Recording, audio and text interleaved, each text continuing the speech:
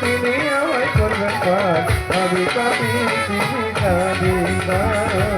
আমি পাপি তিনি যাবেন না সেদিনের সেই কি শোনে থাকবে না নাম্বার সেন্টার দুটো দলে পার হইবে টিকেট কাটায় আছে যা টিকেট কাটায় আছে যা মনরে